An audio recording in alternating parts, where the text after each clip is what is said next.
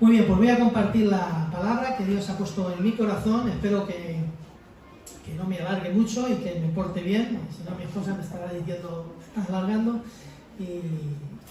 Y eso será indicación de que estoy pasándome del tiempo. Como he dicho, es muy difícil conocer a veces las necesidades de una iglesia cuando apenas estamos empezando a conocernos, ¿no? Y aunque a decir verdad no hay mucha diferencia de unas iglesias a otras. Al final y prácticamente todas las necesidades de los hermanos son las mismas necesidades en todos los lugares y en las mismas iglesias. No varía mucho de unas a otras. Yo no sé cuál es tu necesidad específica y particular que tienes en esta mañana. No sé qué es lo que en tu mente está dando vueltas, en tu corazón qué hay que te preocupe. No sé por qué situación estás pasando y qué necesitas que Dios haga hoy en tu vida, en este momento en el que te encuentras, ¿no? Pero si estás aquí es porque Dios y su Hijo Jesucristo quieren hablar contigo sobre esa necesidad, sobre esa preocupación que tú tienes y que te está quitando el sueño o te está, creando una preocupación.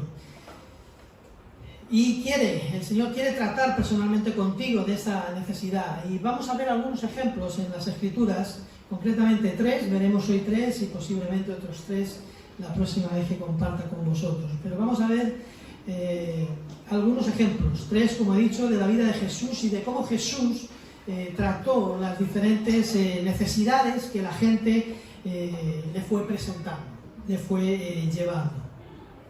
La primera necesidad que quiero que veamos es la necesidad de limpieza, la necesidad de limpieza. Y vemos cómo Jesús sana a un leproso. En Mateo capítulo 8, versículo del 1 al 3, dice así la Escritura. Cuando descendió Jesús del monte le seguía mucha gente.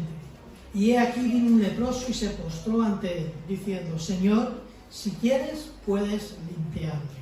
Jesús extendió la mano y le tocó, diciendo, quiero, sé limpio. Y al instante su lepra desapareció. ¿Qué necesidad tenía el leproso? De limpieza. Necesitaba ser limpiado de esas heridas que producen la lepra, de esa supuración, de esa enfermedad que era estigmatizada en aquella época y que era muy habitual también en los tiempos de Jesús, este tipo de enfermedad. Todavía hay lepra, pero ya no es como en aquellos tiempos. Está más controlada, está más sujeta y no se extiende como se extendía en los tiempos de Jesús. Pero este hombre necesitaba de ser limpiado de esa enfermedad, que además le llevaba a tener otra necesidad añadida, que era la de la aceptación social. ¿Por qué? Porque el leproso no podía estar en la ciudad, tenía que estar fuera, era echado fuera de las ciudades y no podía acercarse a las ciudades. Normalmente deambulaban por cerca de los cementerios, a las afueras de las ciudades. Y si se acercaban, los apedreaban o les expulsaban o se metían con ellos. Es decir, no tenían una aceptación social, no se podían acercar a las ciudades, ni eran bien recibidos, ni tenían relaciones con nadie por el contagio y por la gravedad de la enfermedad. Así que tenía necesidad de limpieza y necesidad de aceptación social. Tenía necesidad de sanidad, de que la propia enfermedad fuese sanada, es decir, fuese curada, fuese revertida, de tal manera que desapareciesen las heridas, desapareciesen la piel que se caía y que fuesen sanados. ¿Y cuál fue la actitud del leproso? La actitud del leproso fue la de venir a Jesús. Dice, y aquí vino un leproso y se postró ante él. La actitud del leproso, vino a Jesús, se postró ante él, es decir, rompió los temores, rompió los miedos, rompió lo que podrían hacerle por acercarse a la ciudad, por acercarse a Jesús, rompió cualquier tipo de barrera que podía impedir que él se acercase a Jesús, por temor a la gente y temor a ser apedreado o ser expulsado o ser agredido, ¿no? Se postró ante él. le reconoció como Dios, es decir, le reconoció como el Hijo de Dios. Estamos estudiando en el libro, en el estudio ¿Quién es Jesús? Estamos estudiando y viendo diferentes situaciones y títulos que tiene Jesús, ¿no? Y entre ellos el de Hijo de Dios. Pues este leproso se postró ante él, y un judío solo se podía postrar ante Dios, no se podía postrar ante ningún hombre, ¿no? Y se postró ante él como Señor de su vida. ¿Cuál fue? ¿Cómo le trató Jesús? ¿Cuál fue la actitud de Jesús? Dice que le tocó y le habló. Tocar a un leproso era contagiarte, era exponerte. Ahora vemos que vamos todos con mascarilla y nos cuesta, cuando nos cruzamos con alguien que no la tiene, casi que nos cambiamos de cera, ¿no? Pues imaginaros en los tiempos de Jesús el problema de la lepra, y Jesús le tocó y le habló. Y esto me habla de que Jesús debe tocar nuestras vidas, y su palabra debe afectar no solamente a nuestras enfermedades, como en el caso del leproso, sino debe afectar a todo nuestro ser, a todo nuestro cuerpo, y a todo nuestro ser, tanto cuerpo, alma y espíritu. Es decir, cuando Jesús te toca, cuando Jesús te habla, y nos habla a través del Evangelio. Si queremos hablar con Jesús, no hay nada más bonito y nada más apasionante que leer los Evangelios. Los 4 Evangelios son el testimonio, la vida, la obra de Jesús, y ahí escucha sus palabras, oye sus enseñanzas, y es la manera en la que Jesús nos habla hoy día a nuestro corazón y a nuestra vida. Y también dice que le tocó. Como hemos dicho, se acercó y le tocó, y eso nos habla de intimidad también con Jesús. Necesitamos que Él toque nuestro ser, ese ser interno que solamente a veces solo nosotros conocemos, y algunas veces ni nosotros nos conocemos, pero que Dios sí conoce, y necesitamos ser tocados por Jesús en lo más profundo de nuestro ser. Vemos que había una necesidad de limpieza, había una necesidad de aceptación social y de sanidad, y vemos también que la actitud del leproso fue la de reconocer que Jesús tenía el poder para hacerlo, el poder para sanarlo, el poder para llevarse la enfermedad, para limpiarlo, y Jesús extendió la mano, lo tocó, diciendo: quiero ser limpio, y al instante su lepra, dice la Escritura, que desapareció. ¿Qué otra necesidad tenemos? Tenemos necesidad de ser limpios, pero tenemos necesidad de visión. ¿Qué es la visión? ¿Qué entendemos por visión? Tenemos necesidad de visión. Israel eso lo conoce muy bien, porque él no tiene visión. No tiene visión, no ve. Él es ciego, y si tú le dices ¿qué es la visión? Pues te va a decir lo que yo no tengo. Pero sin embargo él percibe otras sensaciones que a lo mejor a nosotros nos parecen desapercibidas, pero él las percibe de una manera especial. Él no tiene visión, pero cada vez que me pongo a su lado sabe que estoy a su lado, y yo ni abro la boca. Además me gusta chincharle, me gusta ponerle a prueba, porque como llevo mucho tiempo orando por él para que vea, yo no sé si me está engañando, y a veces lo que le hago son picias para ver si me ve, y digo, te cacé, ¿no? Pero él tiene una sensibilidad especial, sabe, y antes de que yo abra la boca ya me está diciendo: el pastor, estás aquí al lado, ¿no? No lo sé cómo lo percibe, pero él lo percibe. Pero tenemos, hermanos, necesidad de visión. Mateo 9, 27, 30 dice: pasando Jesús de allí, le siguieron 2 ciegos, dando voces y diciendo: ten misericordia de nosotros, hijo de David. Y llegando a la casa, vinieron a él los ciegos, y Jesús les dijo: ¿creéis que puedo hacer esto? Ellos dijeron: sí, Señor. Entonces les tocó los ojos, diciendo: conforme a vuestra fe os sea hecho.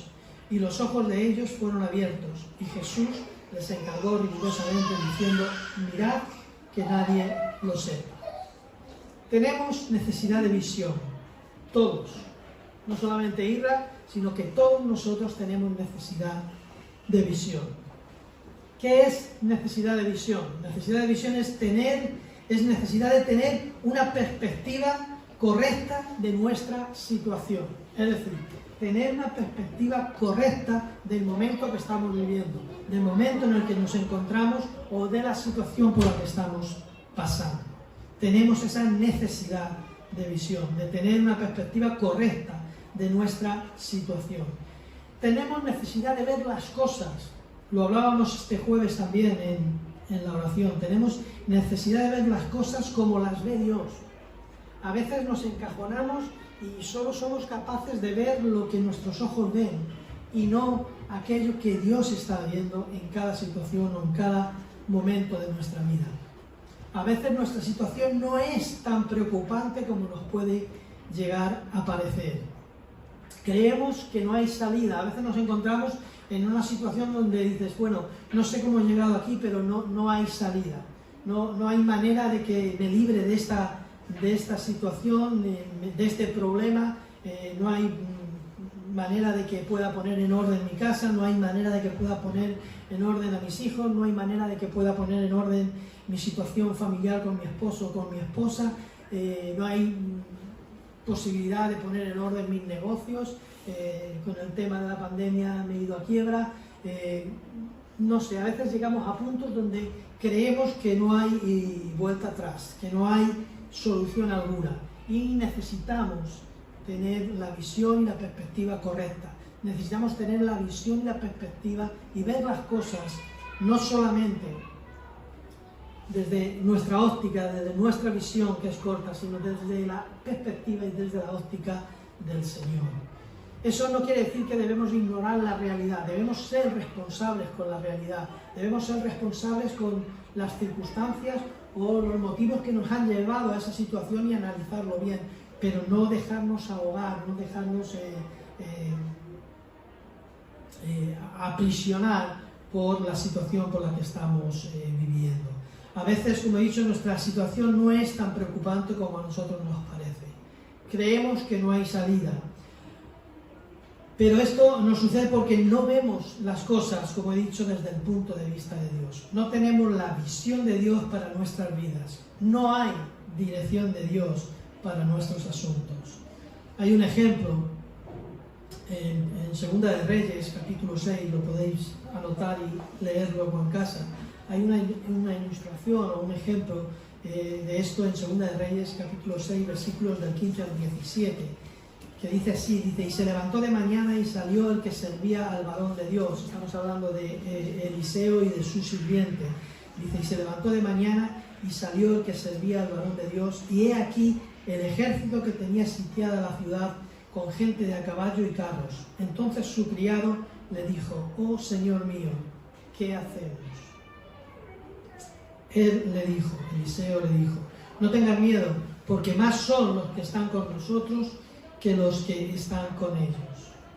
Y entonces, y esto es importante, porque aquí viene la visión, no para Eliseo, que ya lo estaba viendo, sino para su sirviente. Dice, y oró Eliseo y le dijo, te ruego, oh Señor, que abras sus ojos. Fíjate que no dice que abras mis ojos, porque él sí lo estaba viendo, él sí tenía esa visión, él sí tenía esa perspectiva de que aunque estaban rodeados por todo un ejército enemigo, sin embargo él estaba viendo estaba viendo el ejército del Señor, estaba viendo el ejército de Dios que estaba rodeándole a él, es decir, para defenderlo y para guardarlo. Eliseo sí lo veía, pero su sirviente no.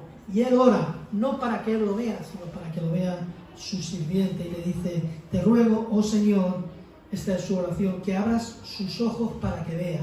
Entonces el Señor abrió los ojos del criado y miró. Y he aquí que el monte estaba lleno de gente de a caballo y de carros de fuego alrededor de Eliseo. Necesitamos tener la visión de Dios. Necesitamos tener la visión de Dios para nuestra vida. Conocer el propósito de Dios para nuestras vidas, para nosotros. Saber que no estamos aquí como un accidente, como una casualidad, como algo que ha ocurrido espontáneamente, sino que en el momento que fuiste engendrado o engendrada en el vientre de tu madre, en ese mismo momento Dios ya tenía un propósito para ti. Dios tenía un propósito para tu vida. Y tu vida y mi vida va a ir mucho mejor cuando entendemos ese propósito que Dios tiene para nosotros y cuando sincronizamos nuestros pensamientos, nuestras ideas con el pensamiento del Señor y cuando empezamos a ver ese propósito tal como Dios lo ve. Necesitamos esa visión, no podemos seguir sin tener o sin saber qué es lo que Dios quiere para mi vida, para tu vida. Tienes que conocer, y sería uno de los primeros motivos de oración para cada uno de nosotros, es conocer cuál es el propósito de Dios para nuestra vida. ¿Por qué estoy aquí? ¿Por qué Dios me ha permitido vivir, en mi caso 58 años, en el tuyo 17, en el otro 40 y tantos, cada uno? ¿Por qué Dios te ha permitido llegar hasta este momento, estar aquí ahora mismo en la iglesia de Valdemoro y cuál es el propósito, cuál es el plan que Dios tiene para ti? Porque hay un plan y hay un propósito que Dios tiene con cada uno de nosotros. Y saber y conocer ese plan, tener la visión de lo que Dios quiere para nosotros es importante, porque va a hacer que rentalicemos mucho más nuestra energía, es decir, que no gastemos energía en aquellas cosas que no están conforme al plan de Dios, que no forman parte del propósito de Dios y que a veces nos consumen mucho tiempo y mucho esfuerzo. Cuando uno conoce, a veces no es cuestión de dedicar mucho tiempo al Señor, sino dedicarle el tiempo preciso en el propósito que Dios tiene. A veces ocupamos mucho tiempo, pero en cosas que creemos que es la voluntad de Dios, que creemos que está en los planes de Dios, pero que no es el propósito que Dios tiene para nosotros. Necesitamos esa visión. ¿Cuál fue la actitud de los ciegos? Dice que clamaron a Jesús y fueron a Él. Proclamaron su fe, dijeron, sí, creemos. Es importante para tener la visión de Dios, para ver las cosas como Dios las ve, que creamos en esa visión que Dios nos muestra y que Dios tiene para cada uno de nosotros. A veces Dios te está mostrando que tiene un propósito contigo que dices, esto es imposible. Y lo rechazas, no lo crees. Si no lo crees, no vas a poder andar en el propósito de Dios. No vas a poder ser guiado por el Espíritu Santo hacia ese propósito de Dios. Es importante que creas que Dios tiene un propósito contigo. Que Dios tiene un plan y un propósito contigo. Que Él te conoce de forma individual. Que sabe el momento por el que estás pasando. Conoce tu pasado, conoce tu presente y sabe lo que tiene para ti en el futuro. Y que Él cuida de ti, que Él quiere que tú conozcas ese propósito y ese plan para que andes y camines conforme a Él. Proclamaron su fe, como he dicho, sí, creemos, le dijeron. ¿Y cuál fue la actitud de Jesús? Jesús apeló a su fe. ¿Creéis que puedo? Creemos. Y ahora yo os pregunto, iglesia de Valdemoro, ¿creemos que Dios tiene un propósito para esta ciudad con nosotros? ¿Creemos que Dios tiene un propósito para esta ciudad con la iglesia que formamos y que estamos aquí, con esta gran familia que es la iglesia de Valdemoro? ¿Lo creemos realmente? Yo lo creo. Yo creo que Dios tiene un propósito para Valdemoro. Yo creo que Dios tiene un propósito para esta ciudad con cada uno de nosotros, que aún tiene que moldearnos, que aún tiene que transformarnos, que aún tiene que capacitarnos, sí, pero yo sé que Él lo va a hacer, porque es Él el que lo hace, no es ni el pastor, no es ni en nuestra fuerza, ni en nuestra carne, sino que Dios saca adelante su propósito. Pero primero tenemos que tener esa visión, el conocer de Dios lo que quiere con nosotros en esta ciudad de Valdemoro. Apeló a su fe. Debemos creer, como he dicho, debemos tener la fe para ver la mano de Dios en medio de nuestros problemas y de nuestras situaciones también a nivel personal e individual. A veces no lo vemos, a veces pensamos que Dios es ajeno a nuestro sufrimiento, que es ajeno a nuestras enfermedades o que es ajeno a nuestra economía, pero no, Dios no es ajeno a nada de eso. Él tiene cuidado de cada una de esas cosas y a veces no creemos que Él pueda intervenir, que Él pueda actuar en medio de esas situaciones. Necesitamos tener esa fe y transmitir esa fe también a los que tenemos alrededor. Jesús aquí no utilizó su palabra directamente, sino que fue condicional a su fe. Si ellos creían, realmente serían sanados, tendrían visión. Y también vemos que aquí también les tocó, nuevamente Jesús tocó a estos dos ciegos. Vuelvo a decir, necesitamos ser tocados por el Señor, necesitamos ser tocados por esa mano poderosa que transforma y que cambia todo aquello que se encuentra con Él. No podemos, cuando uno tiene un encuentro con Jesús, y lo vemos en estos pasajes que estamos leyendo, no queda igual, no queda igual. No puedes tener un encuentro con Jesús y seguir igual. Algo tiene que cambiar, algo tiene que transformar tu vida, y es ese toque de Dios obrando en tu vida, que te transforma y que te cambia. Les tocó nuevamente, como he dicho. Y no podemos permanecer indiferentes cuando nos encontramos con Jesús. Debemos buscar ese toque, esa intimidad, esa relación fresca con Él cada día. Y por último, la última necesidad que quiero que veamos se encuentra en el capítulo de Lucas, capítulo 13, versículos 10 al 13. Jesús sana a una mujer encorvada. Lucas, capítulo 13, versículos del 10 al 13, dice así: enseñaba Jesús en una sinagoga en el día de reposo, y había allí una mujer que desde hacía 18 años tenía espíritu de enfermedad, y andaba encorvada, y en ninguna manera se podía enderezar. Cuando Jesús la vio, la llamó y le dijo: mujer, eres libre de tu enfermedad. Y puso las manos sobre ella, y ella se enderezó luego y glorificaba a Dios. Vemos aquí un texto que es un poco diferente a los que hemos leído anteriormente. En esta porción del Evangelio de Lucas vemos que enseñaba Jesús en una sinagoga en el día de reposo. Y había allí una mujer que desde hacía 18 años, dice la Escritura, tenía un espíritu de enfermedad. En este caso, esta enfermedad estaba causada por un espíritu, pero no todas las enfermedades son causadas por espíritu. Algunos atañen a todas las enfermedades un espíritu. No, en los ciegos vimos que no era así, y en el leproso tampoco era así. Aquí tenemos una que sí, que en el texto dice que tenía un espíritu de enfermedad y andaba encorvada, llevaba 18 años y andaba encorvada y en ninguna manera podía enderezarse. Yo no sé si has intentado estar un rato encorvado, solo deja el suelo, intenta estar 18 años así. Si hablábamos de visión, no sé qué visión tenía esta mujer, pero desde luego no era una visión agradable. Encorvada, con el dolor que produce el encorvamiento de la columna, y sin nada de visión, viendo solamente el suelo, 18 años. 18 años en esa situación. Esa era la necesidad de la mujer. Tenía necesidad de enderezarse, porque llevaba toda la vida, era una vida encorvada, torcida. Necesitaba poder caminar correctamente, erguida, de pie, y tenía esa necesidad. Había una necesidad de liberación en este caso también. Necesitaba ser liberada de un espíritu de enfermedad, dice el texto que hemos leído.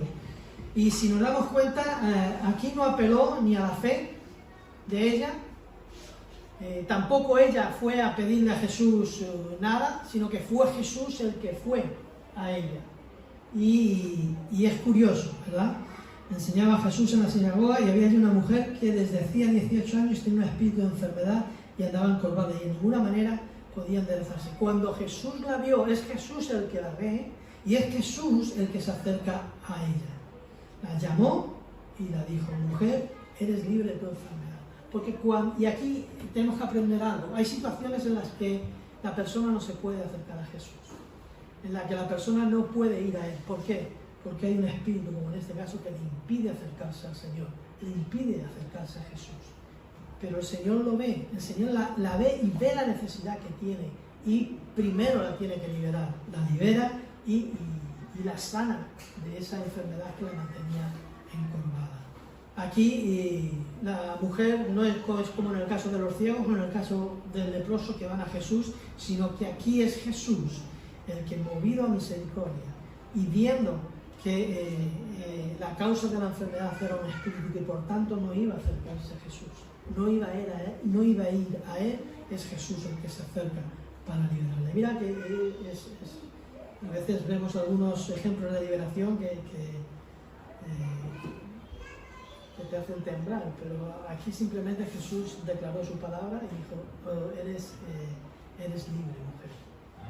Mujer, eres libre de tu enfermedad. Y puso sus manos sobre ella y ella se enderezó, y entonces, fijaros, pasó de tener un espíritu a glorificar a Dios.